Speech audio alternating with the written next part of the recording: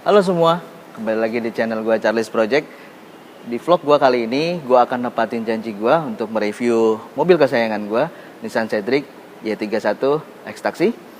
Kali ini gue akan membahas mulai dari eksterior, interior, dan apa saja yang udah gue lakuin di mobil kesayangan gue ini. Simak terus videonya teman-teman, jangan di skip-skip. Semoga kalian enjoy dengan vlog gue kali ini.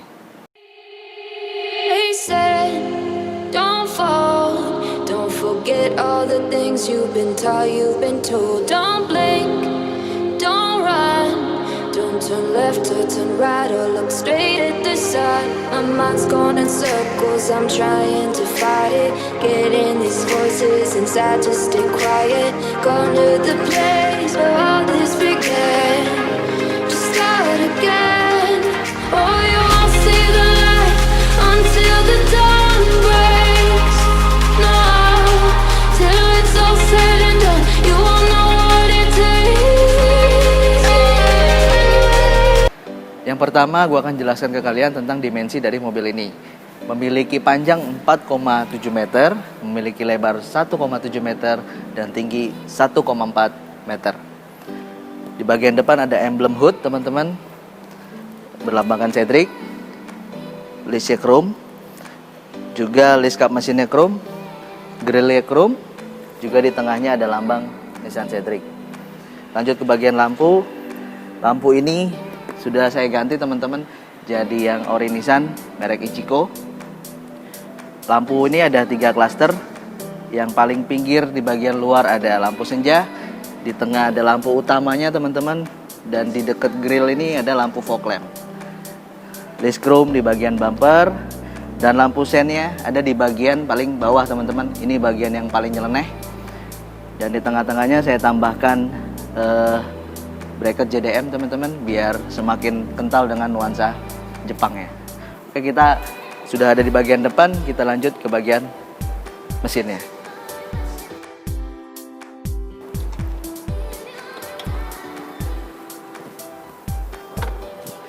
Oke, ini dia engine bay dari mobil gua teman-teman. Di bagian atas gua udah tambahin peredam, fungsinya untuk meredam panas dan bikin awet cat mobil teman-teman.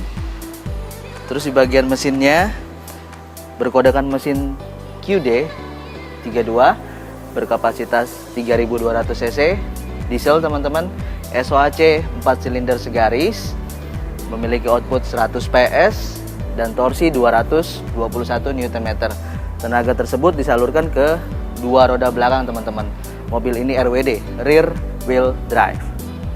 Seperti kebanyakan orang yang membeli mobil second, gua membawa mobil ini ke bengkel resmi teman-teman, bengkel resmi Nissan, untuk sekedar mengecek kondisi mesin mobil gua. Dan hal mengejutkan terjadi, bengkel resmi Nissan ini menolak teman-teman mobil ini dengan berbagai macam alasan. Oke, akhirnya gua memutuskan untuk pulang. Dan di saat itu gue udah bergabung dengan komunitas Nissan Cedric Inco teman-teman. Akhirnya gue bertanya di grup tersebut gimana cara merawat mesin dan hal-hal lainnya tentang mesin teman-teman. Dan di situ gue mendapatkan jawaban. Pertama, gue mengganti oli-oli di bagian mesin teman-teman, seperti oli mesin, minyak rem, minyak kopling, dan juga minyak power steering. Hal itu yang pertama gue lakukan di bagian mesin. Terus yang kedua, setelah bagian perolian selesai, gue disarankan untuk mentreatment radiator gue. Oke, gue treatment radiator gue yang tadinya pakai air biasa, dikuras teman-teman. Akhirnya sekarang radiator gue sudah memakai air coolant. Terus hal berikutnya yang gue lakuin di mesin adalah servis bos pom, ganti nozzle, ganti roller, agar kembali ke kondisi prima. Setelah hal itu selesai teman-teman, nggak ada lagi yang gue lakuin di bagian mesin, nggak ada lagi perbaikan-perbaikan yang gue lakuin. Kalau kalian lihat ada kabel-kabel tambahan, ini adalah kabel-kabel untuk menunjang audio system dari mobil gue teman-teman. Jadi gue membangun audio system di mobil gue ini nggak mau asal-asalan, karena gue takut resiko mobil bisa kebakar teman-teman. Oke teman-teman, itu sedikit cerita tentang mesin mobil Cedric gue ini. Sekarang kita akan lanjut ke bagian belakang.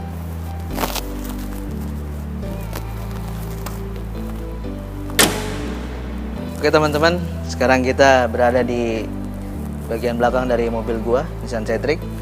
Tadi gua lupa nyampein teman-teman bahwa di kaca depan dikelilingi dengan lace chrome seperti di kaca belakang ini teman-teman. Di tengah-tengah kacanya ada high mount stop lamp. Terus di sisi sebelah sini ada antena yang otomatis bisa naik turun ketika kita menyalakan radio. Bagian sini ada, di pojok sebelah sana ada emblem bertuliskan Cedric. Di tengahnya ada lambang Cedric. Ini sekaligus di dalamnya ada kunci untuk pilihan membuka bagasi. Lalu di sebelah sini ada emblem bertuliskan Brookham. Ini adalah tipe dari Cedric ini sendiri. Banyak tipenya teman-teman, ada yang bertulisan Classic SP, tapi ini semua Jepang teman-teman. Kalau di Indonesia hanya bertuliskan Cedric aja. Lanjut lagi, ada lace chrome lagi. Jangan dihujat teman-teman, desainer Jepang yang mendesain mobil ini bersusah payah memikirkan tentang list-list yang ada di mobil ini. Jadi saya juga nggak berpikiran untuk menghujat atau mendelete lace chrome yang ada di mobil ini. Lanjut ke bagian bawah sedikit teman-teman, kita masuk di bagian lampu. Semua lampu yang ada di eksterior ini sudah gua kembalikan lagi ke originalnya teman-teman. Jadi baik lampu depan, lampu belakang, sen, bahkan sampai lampu plat nomor itu teman-teman sudah memakai Ichiko. Lampu yang original ini teman-teman berasa mewah, warnanya pun merah merona teman-teman, tidak seperti lampu yang buatan Taiwan yang berwarna agak smoke, gelap gitu teman-teman. Lanjut di bagian bumper, lagi-lagi ada lace chrome. Gak apa-apa teman-teman, ini manis buat gua. Kemudian di sisi sebelah sana ada muffler yang sudah gua ganti menggunakan variasi. Knalpot ini teman-teman, saya belum menggunakan yang proper. Padahal di komunitas kami itu ada yang namanya Abah Firman. Halo Abah Firman, nanti nextnya kita akan coba untuk mengupgrade full system dari knalpot bikinan Abah Firman. Oke teman-teman, oh iya, di sini juga ada towing bar teman-teman di bagian belakang paling bawah. Oke teman-teman, bagian belakang gua rasa cukup. Tatakan plat nomornya juga chrome teman-teman. Dan ini kalau dipakaikan plat nomor yang zaman sekarang itu harus dimodif sedikit teman-teman, dipotong sedikit. Oke, gua rasa di bagian belakang ini cukup. Kita lanjut ke bagian samping. Oke teman-teman, kita sampai di bagian samping dari mobil ini. Terlihat sangat panjang teman-teman, sangat elegan. Bagian ini termasuk bagian paling favorit gua teman-teman. Oke, di bagian samping paling depan kita disambut dengan Sen Defender. Lagi-lagi Ichiko teman-teman. Oh ya, seluruh lampu-lampu Ichiko ini saya dapatkan dari Jepang teman-teman, dengan bantuan dari Om Aji. Halo Om Aji, makasih banget udah bantu ngebangun mobil gua sampai seproper ini. Oke, lanjut ke bagian velg teman-teman. Velg ini lumayan banyak cerita. Awal gua dapet mobil ini, velg yang digunakan adalah replika Harji dari pemilik sebelumnya. Itu ring 18 teman-teman, dan menurut gue itu agak kegedean. Juga velgnya itu udah kurang layak pakai. Dan juga pertimbangan gue pada saat gue ingin membangun mobil ini adalah bertemakan OEM GDM, atau yang disebut apa ya, ke Jepang-Jepangan gitu teman-teman. Nah akhirnya gue memutuskan untuk sementara gue cari velg yang original Nissan teman-teman. Akhirnya dapatlah velg Nissan Teana pada waktu itu. Seiring berjalannya waktu, akhirnya ada teman komunitas yang ingin menjual velg original Nissan Cedric. Gak pikir panjang teman-teman, langsung gua mahar produk tersebut, velg tersebut. Akhirnya nempel di mobil gua. Itu ring 14 teman-teman, dengan menggunakan Wildorf. Nah, seiring berjalannya waktu, gue browsing, gue rajin browsing di e-commerce, di Instagram. Gue lihat ada yang jual velg yang memang gue cari-cari teman-teman, yaitu velg yang bertemakan Nissan Cedric Brookham ini teman-teman. Akhirnya gue japri lah dengan si penjual tersebut. Akhirnya dia kita deal harga, gue tuker teman-teman dengan velg Nissan Tiana yang gue punya. Akhirnya gue memiliki velg ini. Oh ya, velg ini juga gue lihat pertama kali itu di Instagram orang Jepang teman-teman. Namanya gue lupa namanya apa, nanti gue tampilkan teman-teman di layar. Setelah gue dapat velg ini, gue seneng banget. Oh ya, waktu itu hanya dapat velgnya aja teman-teman. Jadi center dop di tengahnya ini gue harus datengin lagi dari Jepang. Gue cat lagi di tempat biasa teman-teman, Noval 7 Star Bodywork.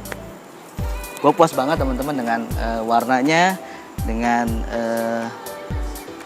oh iya, ini ring 15 teman-teman, dibalut dengan ban Michelin Energi XM2 berukuran 205/65 R15.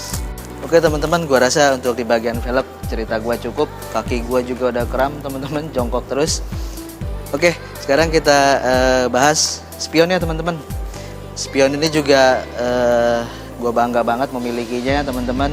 Spion ini satu set dibawa dari Jepang teman-teman. Ini di dalamnya ada motor retract asli bawaan dia, terus sepaket dengan switch yang di dalamnya teman-teman. Oke, seperti biasa di sekeliling kaca ada list-list chrome yang menyelimutinya teman-teman. Kaca film gue pakai Lumar 20% biar jadi anak mobil yang baik-baik teman-teman, terang tidak gelap-gelapan. Handle listnya chrome, model tarik teman-teman, ada warna sewarna bodinya juga di pegangan handlenya, sama di bagian belakang juga. Oh ya, ada list body molding di samping teman-teman, ada yang sewarna body, dan di tengah-tengahnya ada list chrome. Nah ini teman-teman, emblem yang cukup rare di Nissan Cedric. Ini juga gue dapetin dari Jepang melalui tangan Om Aji. Om Aji, thank you banget. Ini emblem pilar C berlambangkan Nissan Cedric. Oke teman-teman, gue rasa penjelasan eksterior mobil gue ini cukup. Kita udah keliling-keliling dari depan ke belakang terus ke bagian samping. Sekarang kita cek bagian interiornya.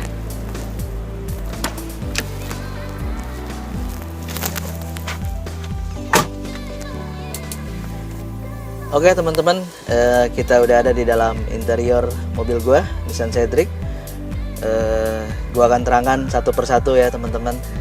Mungkin mulai dari atas, ada sun visor teman-teman, polos, gak ada apa-apanya, cuma ada buat card holder. Di sisi penumpang juga sama teman-teman, polos. Terus di tengah ini ada lampu baca.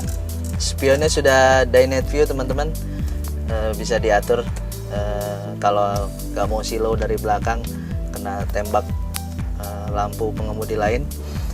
Dashboardnya soft touch teman-teman, empuk semua ini, yang di bagian atas sampai ke sini empuk semua. Oke teman-teman, di pilar A ini kalau kalian bisa lihat, tadi di awal gue sempat terangin bahwa gue membangun audio system di mobil gue ini nggak asal-asalan, lumayan proper menurut gue. Nah, semua audio system yang ada di mobil ini nanti mungkin akan diterangkan di lewat foto ya teman-teman, apa aja yang gue pakai, perangkat apa aja yang gue pakai untuk mobil gue ini. Nah, itu semua yang bikin itu gue percayakan di Seja Autoson di daerah Boyolali, Jawa Tengah teman-teman. Terima kasih Ko Kiki. Ko Kiki ini saudara gue teman-teman. Terima kasih buat tim Punokawan Jawa Tengah, Ko Anton. Halo Ko Anton, terima kasih juga udah ikut bantuin setting mobil gue ini sampai ada di tahap ini. Oke, Lanjut ke speedometernya, semuanya masih serba analog teman-teman, tapi cukup fungsional. Ada indikator bensin, ada indikator radiatornya, ada RPM, ada kilometer per hour. Di sini juga ada odometernya, tapi semuanya masih analog teman-teman, hanya trip A aja. Terus ada indikator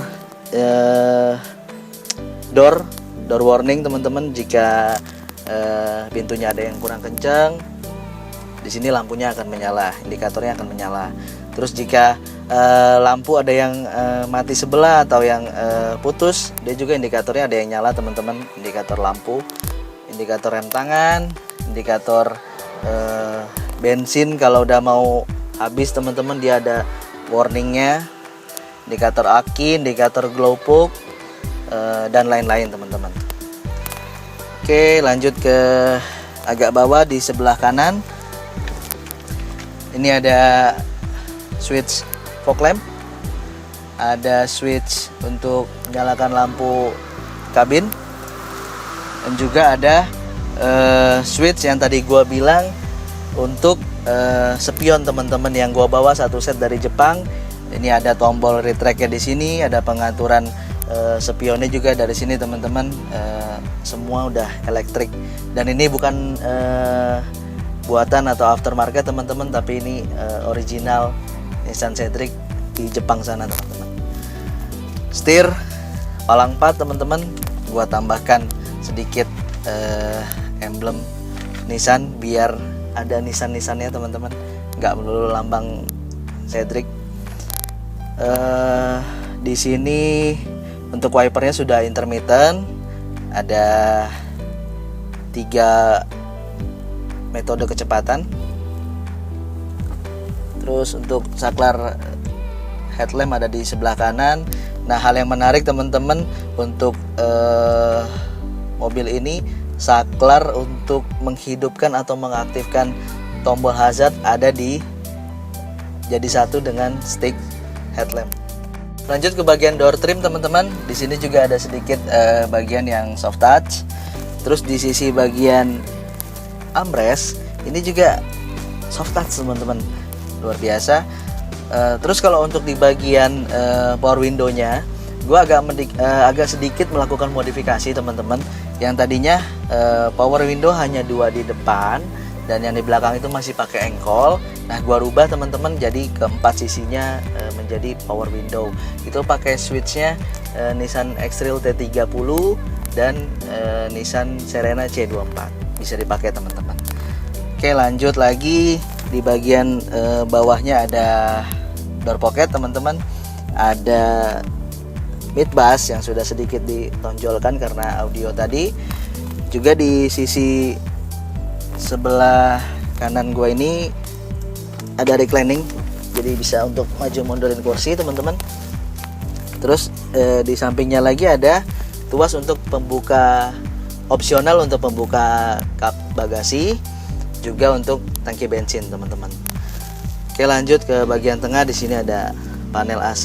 Panel AC-nya udah lengkap teman-teman. Ada pengaturan untuk ke badan, ke kaki atau ke kaki aja, bahkan sampai ke front defogger. Juga ada sebenarnya ada fungsi untuk ini teman-teman, bisa menjadi dingin atau panas. Lanjut di sini ada head unit. Juga di sini mobil ini minim ini teman-teman, minim untuk cup holder. Jadi di sini gua tambahin untuk cup holdernya. Lumayan dapat 2 gelas teman-teman. Di sini ada asbak.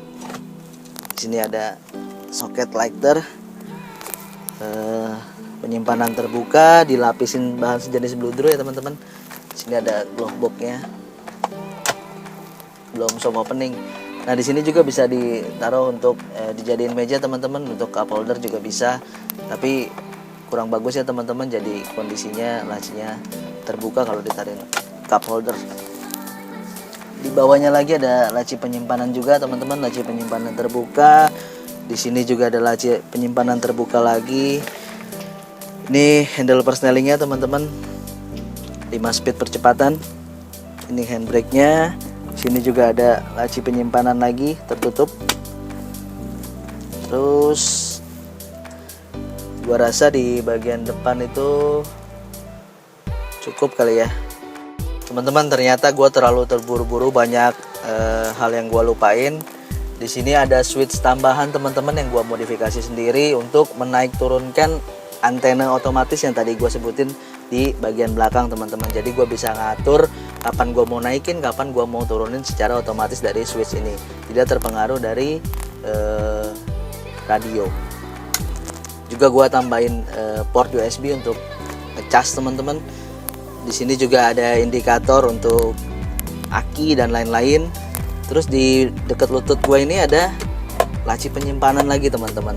Kalau laci penyimpanan cukup banyak teman-teman, cuma Nissan Cedric ini kurang di bagian cup holder.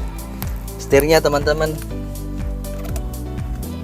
sudah tilt steering, bahkan ini ada pairnya teman-teman, cuma dia belum teleskopik, hanya tilt steering aja. Oke, gua rasa di bagian depan cukup.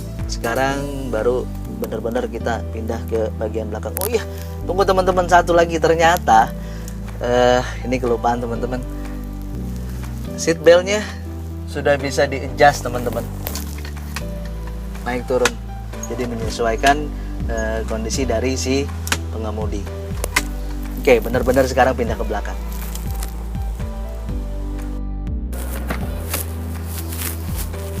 Nah, halo teman-teman, kita di bagian belakang sekarang teman-teman. Ini lega banget karena kursinya juga agak sedikit dimajuin.